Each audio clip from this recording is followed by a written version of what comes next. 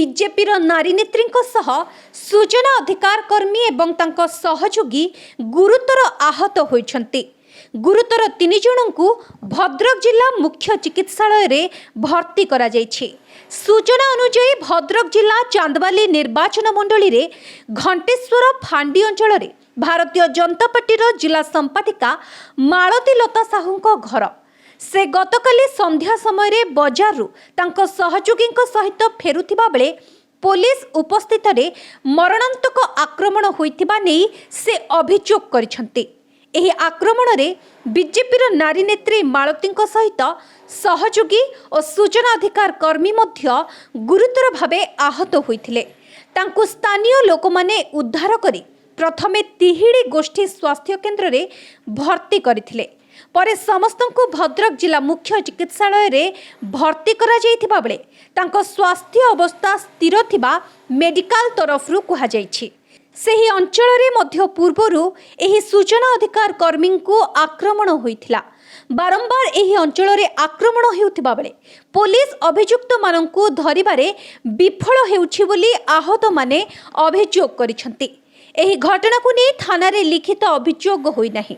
अभियोग परे पुलिस तदंत करा जाई दोषी माननकु गिरफ करा जिवो बोली पुलिस पक्षरु सूचना मिलिछि।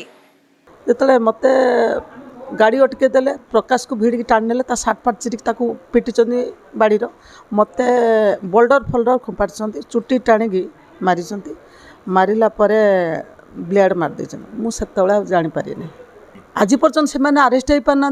पुणी गोटे से 8 दिन तले आपको देखेमी मोर गोटे क्रॉस चिन्ह मारिक फोटो चढ़ाई मोस्ट वांटेड मत मारियापाई बहुत आगुरी धमक दिखाई 3 थर गाड़ी अटैक कराई एसिड पकाई टार्गेट नहीं।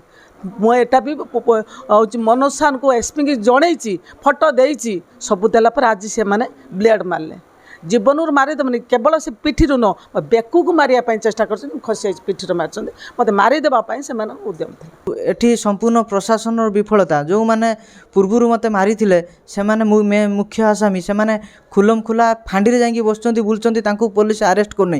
द्वितीय कथा पुणी आमको बार बार आमको आटाक हो आम आटाक हवा द्वारा आम बारंबार आमको कहीं मारे आम निजे जाकि एसपी ऑफिस रे पेट्रोल ढाई मरमु जो बाट करमको बारंबार अत्याचार कराऊँगी। एसपी कौन एक्शन नौना जो मैंने मेन आक्यूज पुलिस कंप्रोमाइज करी सरेंडर सहित कथा है सरेंडर कर पुलिस दम नहीं अरेस्ट करें। आम गोटे सूचना अधिकारी करें आम समाज मंगल कम करुँ आम उपर बारंबार ये अत्याचार हम ताले साधारण लोक उपर केते अत्याचार हम देखु पुलिस कौ स्थल को खसी जाऊँच आसामी की धरू ना आसामी की सुरक्षा दूसरे तुम्हें आमको 2-3 जन धर दियो आम कि रिलैक्स हो पुलिस पट रिलैक्स यार जदि समाधान न हुए 2 दिन भीतर पुलिस जदि जो मेन आक्यूज मान अरेस्ट न करती आम एसपी ऑफिस मु निजे व्यक्तिगत भाव में एसपी ऑफिस जिमी मु आत्माहुति देमी।